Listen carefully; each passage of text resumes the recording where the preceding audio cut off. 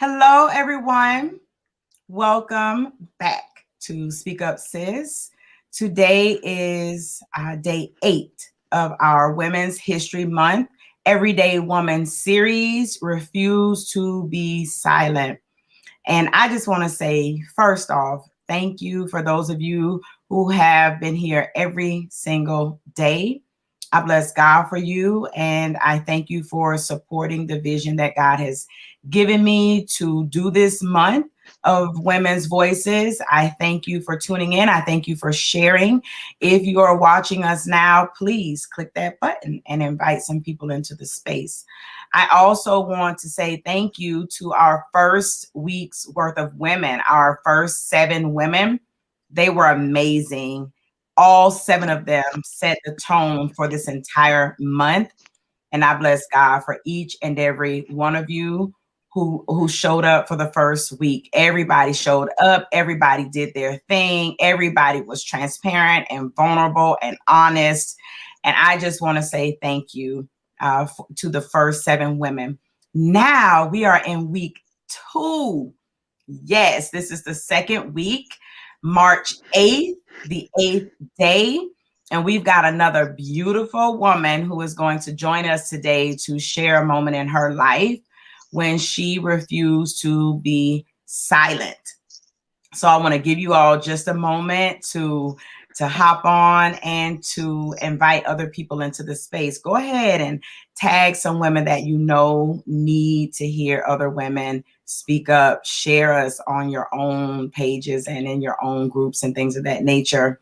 I would greatly appreciate it. So before we meet our day 8 woman, I would like to thank our sponsor for today. And this is actually our sponsor for the next 5 days. So I want to say thank you so much to Nappy Pat.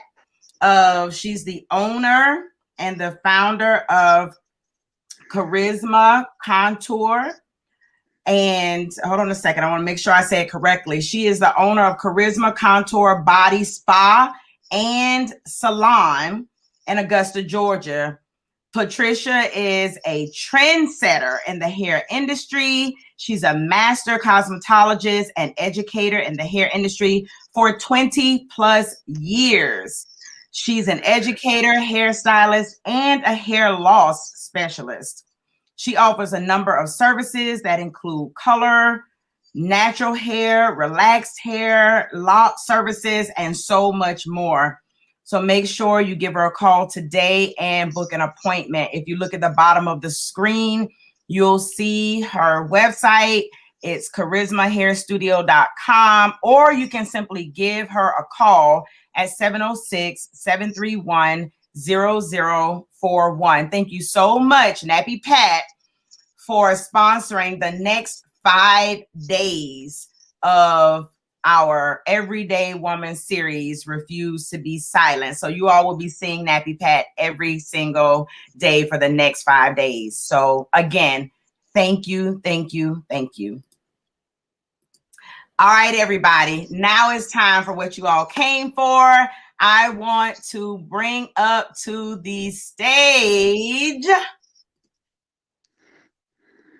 Miss Alma Thomas. How you doing, Alma? I'm doing wonderful. I'm doing simply amazing. I would like to just thank you for this opportunity to be able to share my testimony on today. That's what's up. No worries. So I'm going to move out of the way and give you the floor. Enjoy yourself. All right. All right. I want to thank everybody who is listening in, to all the fabulous and awesome and amazing women who know that you are marvelously, wonderfully, and fearfully made in the image of God. On this afternoon, I'm going to talk to you about don't die in the valley of failed dreams and visions. The moment that I decided not to be silent anymore happened on February 13th, 2009, when I lost my only son, when my only son passed away. And it was there in that waiting room that I began my process of healing. Now, I am an ordained minister, a licensed elder, a prophetess. And you can have all those titles. And when something happens to you in life that knocks the life out of you, that knocks the dreams, the visions, the aspirations, the enemy thought he had me. The enemy thought that he had won on February 13th, 2009. And I went through a process of where I was on the outside, I appeared to be strong, but on the inside, I was spiritually dying. People was telling me that I was so strong, but I was going through anxiety, panic attacks, that at night I couldn't sleep at night. And I was going through all of this and I was suffering in silence because, you're a pastor, you're a minister, you're supposed to know that to be absent from the body is to be present with the Lord. And then when people would come and they would say things to me, I thought I was going crazy because things that we ordinarily say to people, I learned that during my trial, during my deep time of sorrow, that those things do not make you feel better. I remember people would come and tell me, oh, he's in a better place. And I remember thinking in my mind, why don't God come and take your little Johnny and put little Johnny in a better place? And you come back tomorrow and tell me if Johnny's in a better place. Or do you think that his better place would be in his bedroom, in his room, playing his computer? Is that the better place? And I understand now through the process that God doesn't make any mistakes. But when you're going through the process, those things, at least you have another child. And to those that are in the childbearing years, or you can have another child, those are not things that people want to hear. And I was suffering in silence. People thought I was stronger than I was. And then one day I had to realize that it doesn't matter what title I hold, minister, prophetess, evangelist. It does not matter what title you hold. There's some situations that you might go through in your life that you need more than some oil. Come on now. In the African American church and an African American community, it's not, mental health is not viewed as something that you can talk about. Mental health is something that you want to sweep under the rug. Mental health is something that you want to laugh at. You want to say when someone's acting up, oh, she's a crazy, she's off her meds. And then you want to say, oh, it's those demons. You got to be healed from those demons, and they slap some oil on you. But you're going to go through some situations that is more than just slapping some oil. You can't just slap some oil on it and it goes away. It's sometimes you got, and not every pastor is equipped to deal with mental health issues. Not every pastor is a counselor. So there's some things that you go through in life that you might need medication. Now, if I have high blood pressure and I take my high blood pressure pills, it's okay. I'm trusting in God through the process, because it's okay if I have high blood pressure and I take my medication. It's all right if I have diabetes and I take my medication, but it's not all right if I'm severely depressed and I need some medication. It's not all right if I'm having panic attacks and anxiety attacks and I need some medication. Then that's not okay. That's not viewed as being okay. And I remember one day, one Sunday morning, and you got to go by protocol in the church. You got to come to church, and you got to have the 3 praise and worship songs. Mother somebody got to get her shout on, and then the choir has to sing, and then you have to have the announcement, and then somebody is going to introduce the speaker, and then the speaker comes on, and it's after service that after the preaching that the altar call is called. Well, one Sunday morning, I was like the woman with the issue of blood. I had to touch the hem of his garment.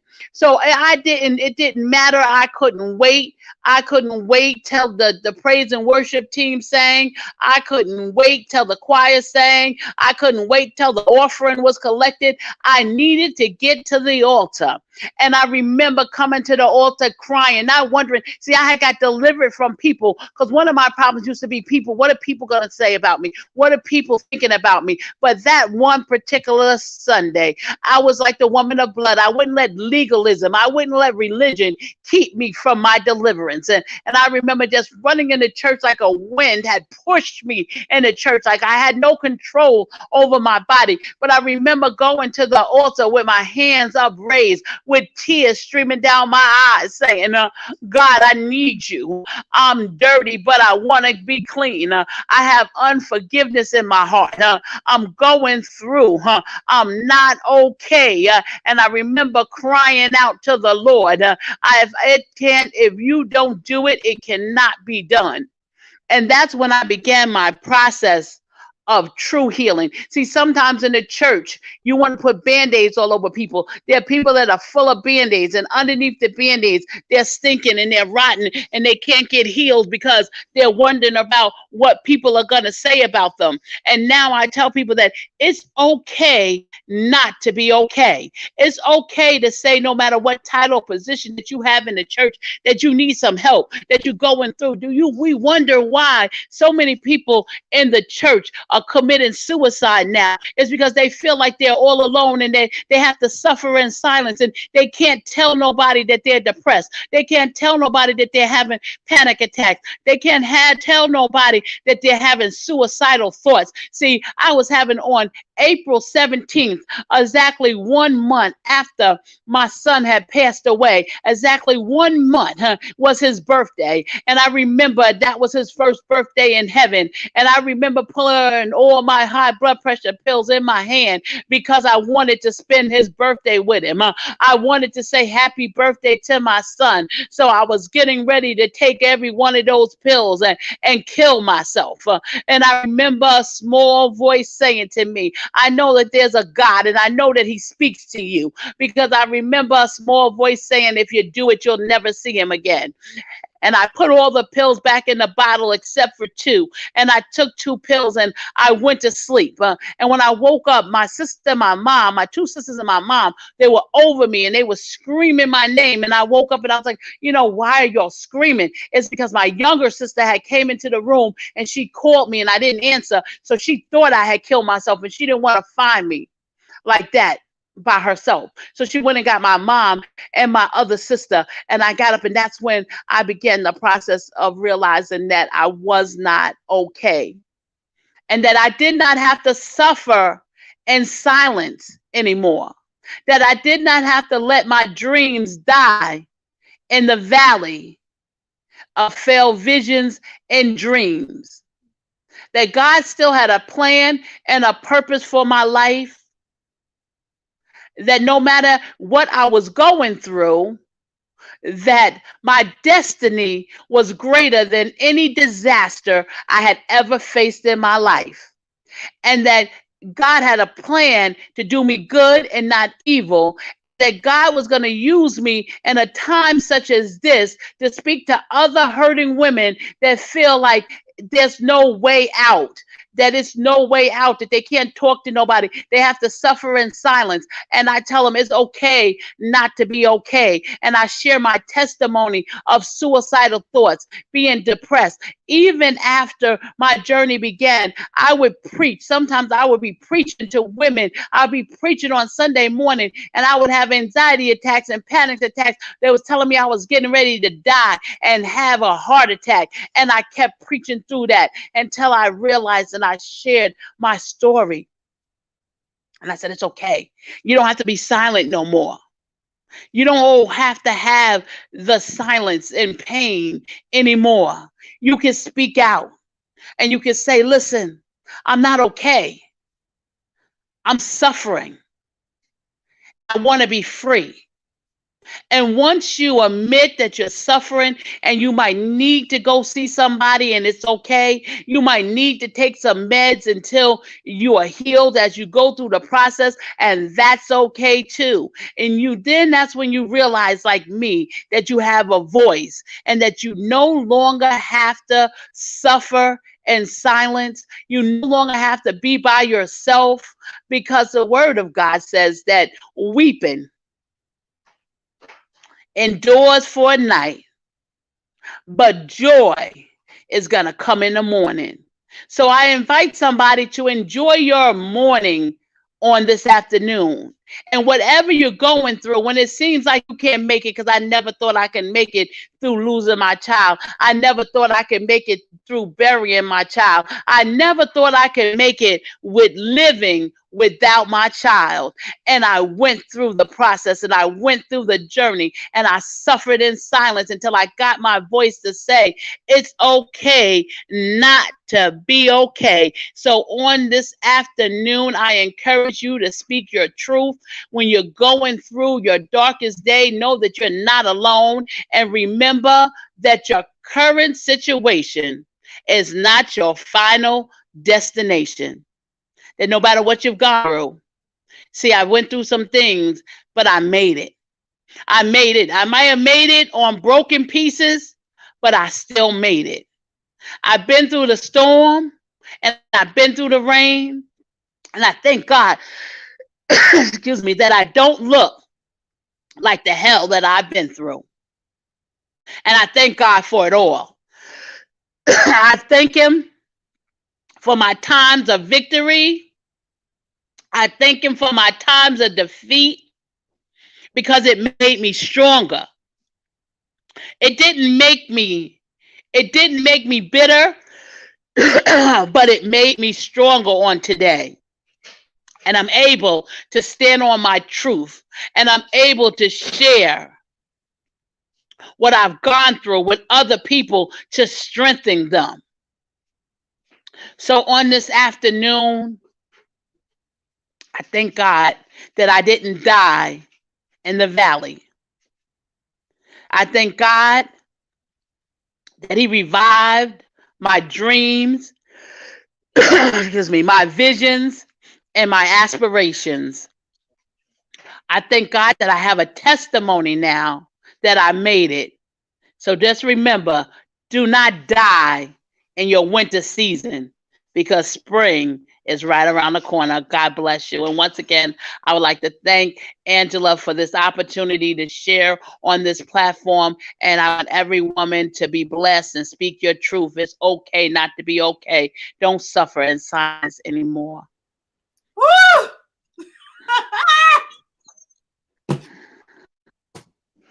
I'm throwing stuff again today.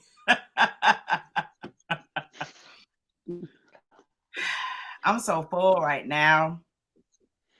I don't even really have words. I don't. I just want to say again, thank you so much for showing up today. Thank you for being obedient to the Lord and saying yes to Him, to say yes to sharing in the platform today. I know with everything that is in me that there are some people that heard you today and they needed to hear exactly what you said. I listen, I had the red teary eyes. Lord, I want to spend his birthday with him. Yeah, I was done at that point. But let me tell you something. You have helped some people today. And so I say thank you. Everybody, please make sure you show Miss Alma Thomas some love. Y'all make sure y'all follow her. Make sure you stay connected with her. I'm gonna let her go. I know she's working. But she showed up for us today, and I just wanna say thank you, and I appreciate you. Thank you once again. I thank you for being on the platform, and everybody be blessed on today. Yes, ma'am. All right, everybody. I am going to once again, before we get out of here, I want you to go check out Charisma Contour Body Spa and Salon in Augusta, Georgia, where Nappy Pat is the owner and operator. You can see at the bottom of the screen, charismahairstudio.com, as well as the phone number. You all contact her. Thank you so much for sponsoring today's talk for our Everyday Woman series, Refuse to Be Silent. And you all will see her for the next 5 days because she has sponsored 5 days of this series. And I thank you and I appreciate you. If anyone else would like to sponsor a day, we have a few days left towards the end of the month. Please, all you have to do is go to speakupsis.com/shop. You'll see the sponsor link, and you can sponsor a day if you would like. Y'all have a beautiful day, and until tomorrow, bye.